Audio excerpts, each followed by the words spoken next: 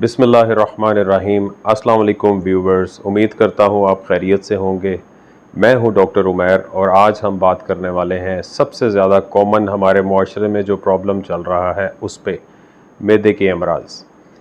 मैदे के मर्ज़ में सबसे ज़्यादा 99% जिस जरासीम का ताल्लुक़ है उसका नाम है एच पाइलोरी यानी हेलिकोबैक्टर पाइलोराई। ये वो बैक्टीरिया है जिसे 1942 में दो ऑस्ट्रेलियन साइंटिस्ट ने दरियाफ्त किया था। एच पाइलोरी से तकरीबन हमारी दुनिया के 50% लोग मुतासिर हैं। एच पाइलोरी एक बैक्टीरिया ऐसा है कि जो पेट में बचपन से ही दाखिल हो जाता है, लेकिन ये छोटी उम्र के बच्चों को ज़्यादा तंग नहीं करता, बड़ी उम्र के लोगों को ज़्यादा तंग करता है एडल्टहुड में जाके। उसकी वजह यह है कि हमारा अनहाइजेनिक फूड जो कि हम ज़ाहिर है बड़ी उम्र में जाके जब एडल्ट्स होते हैं तो बाहर से बर्गर्स, शवारमास, पिज़्ज़ाज़ सब चीज़ें लेते हैं, और सबसे ज़्यादा इसमें जो रोल है वो है हमारे कंटामिनेटेड वाटर का।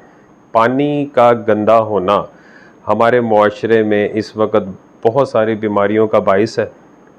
हेलिकोबैक्टर पाइलोराई एक सिलेंड्रिकल शेप्ड बैक्टीरिया है जिसके आगे सीलियाज होते हैं। बेसिकली ये क्या करता है कि ये हमारे स्टमक के अंदर जो इंटरनल वॉल है उसमें छुप के बैठ जाता है, क्योंकि ये एसिडिक एनवायरनमेंट में नहीं रहता।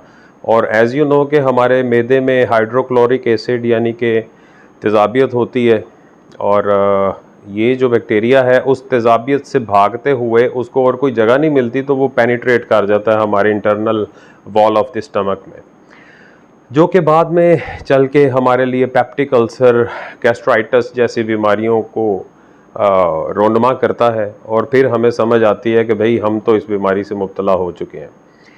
बहरहाल इसका ट्रीटमेंट मुख्तलिफ़ तरीक़ों से किया जाता है। सबसे पहले तो रूल आउट करना होता है, इसके मुख्तलिफ़ टेस्ट होते हैं। बेहतरीन तरीका तो ये है कि इसकी बायोप्सी ली जाए इंटरनल वॉल के पार्ट की, ताकि बायोप्सी में ये चीज़ खुलकर ज़रा सामने आ जाती है। अदरवाइज़ स्टूल एंटीजन टेस्ट जो है इससे भी काफ़ी हद तक क्लियर पता चल जाता है।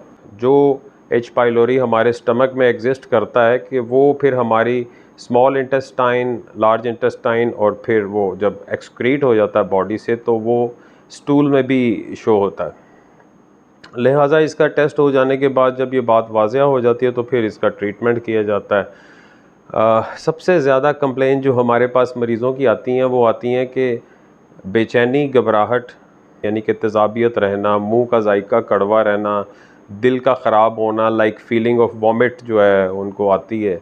और मैदे के जितने भी अमराज हैं, ख्वाह वो ड्यूडिनल अल्सर है, पेप्टिक अल्सर है, गैस्ट्राइटिस है या एसिड पेप्टिक डिसीज़ है, इनका ज़्यादातर 99% ताल्लुक़ इसी बैक्टीरिया से ही होता है।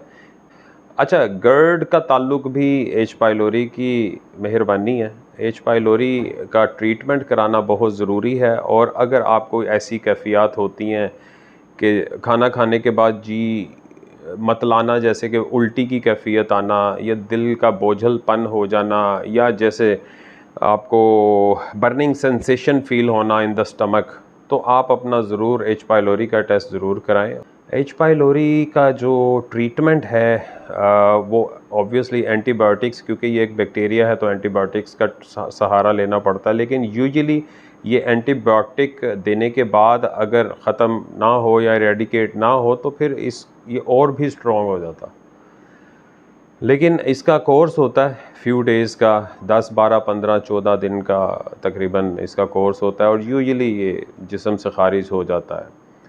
सबसे ज़्यादा ज़रूरी बात ये कहना चाहता हूँ कि बाहर का खाना खुदारा कम खाइए, बल्कि ना खाएं तो बेहतर है, क्योंकि कंटामिनेटेड वाटर, अनहाइजेनिक फूड जो कि हम लोग बाज़ार में जाते हैं या ऑर्डर भी करवा लेते हैं, तो घर में बनाकर खाइए और एहतियात कीजिए।